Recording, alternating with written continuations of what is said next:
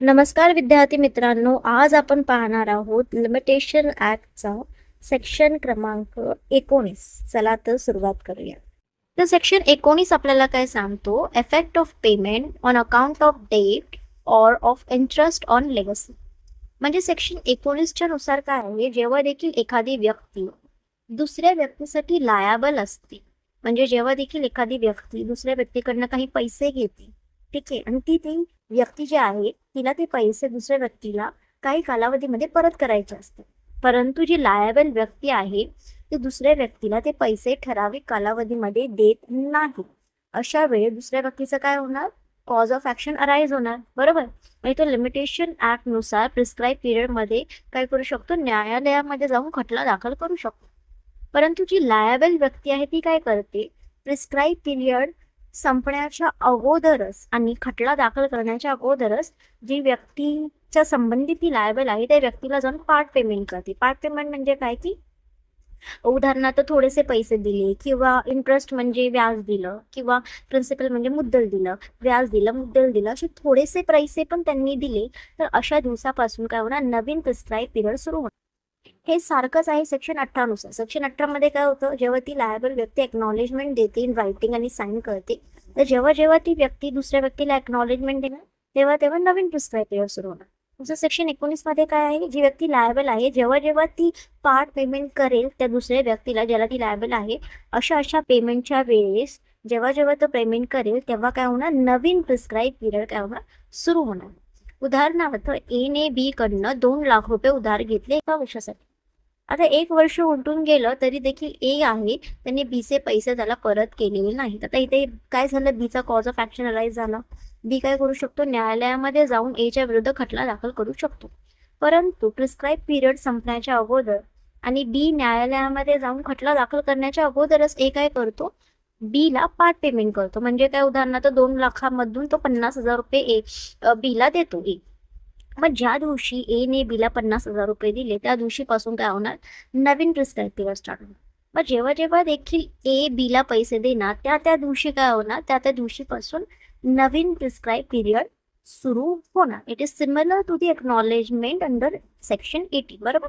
जेव्हा जेव्हा देखील जी व्यक्ती लायबल आहे ती दुसऱ्या व्यक्तीला पैसे देईल, पार्ट पेमेंट करेल, तेव्हा तेव्हा नवीन प्रिस्क्राईब पिरियड सुरू होईल. परंतु हे जे पार्ट पेमेंट आहे ते प्रिस्क्राईब पिरियडच्या मध्येच केलेलं असावं. हे पार्ट पेमेंट प्रिस्क्राईब पिरियड संपण्याच्या अगोदरच केलेलं असावं. जर ते प्रिस्क्राईब पिरियडच्या नंतर केलेलं असेल तर ते पार्ट पेमेंट म्हणून गृहीत धरल्या जाणार नाही.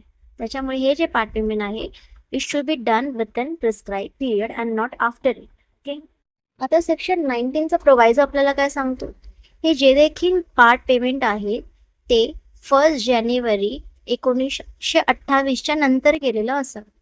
जर ते 1 जानेवारी 1928च्या अगोदर केलेलं असेल तर त्याच्यावर सेक्शन 19 अप्लाय होणार नाही. सेक्शन 19 तेव्हाच अप्लाय होईल जेव्हा हे जे पार्ट पेमेंट आहे ते 1 जानेवारी 1928च्या नंतर केलेलं असावं. आता सेक्शन 19च्या एक्सप्लेनेशनच्या क्लॉज ए नुसार जेव्हा देखील मॉर्गेजर जो आहे तो मॉर्गेजीला स्वतःची एखादी लँड काय करतो? पोझेशन मध्ये देतो आणि त्या लँडच्या वर तो काय करतो? त्याचे पैसे उधार घेतो. ठीक आहे. मग जी लँड मॉर्गेजरने मॉर्गेजीला पोझेशन मध्ये दिलेली आहे त्या लँड मधून येणारं उदाहरणार्थ रेंट असेल किंवा काहीही प्रोड्यूस केलेलं असेल त्या लँड मधून, ते सगळं जे आहे ते पार्ट पेमेंट म्हणून गृहीत धरण्यात येणार, बरोबर. आता युसुफ्रॅक्चरी मॉर्गेजमध्ये काय असतं? जो मॉर्गेजर जो आहे तो स्वतःचे जे प्रॉपर्टी असेल त्याचं पोझेशन देतो मॉर्गेजीला, बरोबर. मग काय होतं? तो जो मॉर्गेज आहे त्याच्यातून जेही त्या प्रॉपर्टीमधनं आपण म्हणतो इन्कम जनरेट होतीये, रेंट, प्रॉफिट जे देखील काही असेल ते सगळं तो मॉर्गेजी काय करू शकतो? घेऊ शकतो. त्याला त्याचा अधिकार मिळतो. परंतु इथे काय होतं? इथे ओनरशिप ट्रान्सफर होत नाही. युसुफ्रॅक्चरी मॉर्गेजर मध्ये काय होतं? जो मॉर्गेजर आहे तो केवळ पोझेशन देतो to the mortgagee until what? Until जे त्यांनी लोन घेतलेलं आहे ते काय होईल? ते फेडण्यात येईल. ओके. ते लोनचे पैसे काय होतील? पूर्ण फेडून होईपर्यंत. परंतु तिथे ओनरशिप ट्रान्सफर होत नाही. ओनर जो आहे तो मॉर्गेजरच राहतो. मॉर्गेजीला केवळ तोपर्यंत पोझेशन मिळतं जोपर्यंत पैसे जे आहे ते पूर्ण फिटत नाही. आता उदाहरणार्थ ए काय करतो? ए बी कडून 2 लाख रुपये घेतो एका वर्षासाठी. आणि तो काय करतो, स्वतःच्या घरचं जे पोझेशन आहे ते बीला देतो.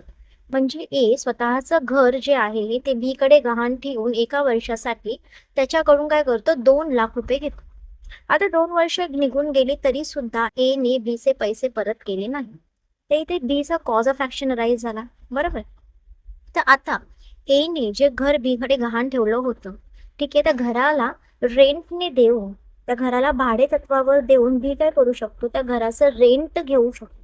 मग जेव्हा जेव्हा देखील बी त्या घराचं रेंट घेणार, त्या प्रत्येक वेळेस न्यू प्रिस्क्राईब पिरियड स्टार्ट होईल. म्हणजेच काय, त्या घराचं रेंट हे ए कडून बी ला देण्यात आलेलं आपण पार्ट पेमेंट समजू, आणि अशा प्रत्येक रेंट जो बी घेईल ते पार्ट पेमेंट समजण्यात येईल. आणि अशा प्रत्येक रेंटला जे आपण पार्ट पेमेंट समजतोय तेव्हा न्यू प्रिस्क्राईब पिरियड स्टार्ट होईल. ठीक आहे. म्हणजेच काय, हे युसूफ फॅक्चरी मॉर्गेजचाच पार्ट आहे, बरोबर. कारण की युसूफ फॅक्चरी मॉर्गेजमध्ये देखील काय होतं, मॉर्गेजर काय करतो, स्वतःची प्रॉपर्टी मॉर्गेजीकडे गहाण ठेवतो आणि त्या प्रॉपर्टीतून होणारं उत्पन्न किंवा रेंट हे मॉर्गेजी घेतो.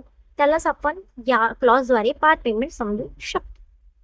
एक्सप्लेनेशनचा क्लॉज बी काय म्हणतो, जे डेव आपण या सेक्शनमध्ये यूज करत आहोत, does not include money payable under a decree और ऑर्डर ऑफ कोर्ट. म्हणजे जेव्हा देखील कोर्ट जे आहे, माननीय न्यायालय जे आहे, ते एखाद्या डिक्रीद्वारे किंवा एखाद्या ऑर्डरद्वारे जर दुसऱ्या व्यक्तीला पैसे देण्यासाठी हुकूम करत असेल, तर अशा डिक्री किंवा ऑर्डर जे पैसे देण्यासाठी केलेला आहे त्याला आपण या क्लॉजमध्ये, या सेक्शनद्वारे डेब्ट म्हणणार नाही. ठीक आहे. आता सेक्शन 19 वर एक केस लॉ आहे, तो आहे संतलाल महतो वर्सेस कमला प्रसाद 1951 सुप्रीम कोर्ट. तर या केसमध्ये माननीय न्यायालयाने हे हेल्ड केलं गेलं होतं की जे पार्ट पेमेंट आहे ते एक्नॉलेजमेंट सारखं रायटिंगमध्ये नसलं तरी चालेल. म्हणजे एक्नॉलेजमेंट ॲज पर सेक्शन 18 मध्ये काय होतं, acknowledgement must be in writing आणि त्याच्यावर साईन देखील केली गेलेली असावी जो की एक्नॉलेजमेंट करत आहे. परंतु पार्ट पेमेंटमध्ये एक्नॉलेजमेंट सारखं ते रिटर्नमध्ये असावं किंवा त्याच्यावर साईन असावी याची काहीही गरज नाही. परंतु पार्ट पेमेंटचं एक रेकॉर्ड तुम्ही मेंटेन ठेवायला हवा. म्हणजे काय, की कधी त्यांनी पैसे तुम्हाला दिले होते आणि त्यांनी किती वेळेस तुम्हाला ते पैसे दिले, असा एक रिटर्न रेकॉर्ड तुम्ही ठेवू शकता आणि तो सफिशियंट आहे. एक्नॉलेजमेंट सारखं पार्ट पेमेंट हे रिटर्नमध्ये असणं किंवा त्याच्यावर साईन असणं गरजेचं नाही. आणि जे पार्ट पेमेंट जे आहे ना, ते प्रिस्क्राईब पिरियडच्या मध्येच केलं गेलेलं असावं.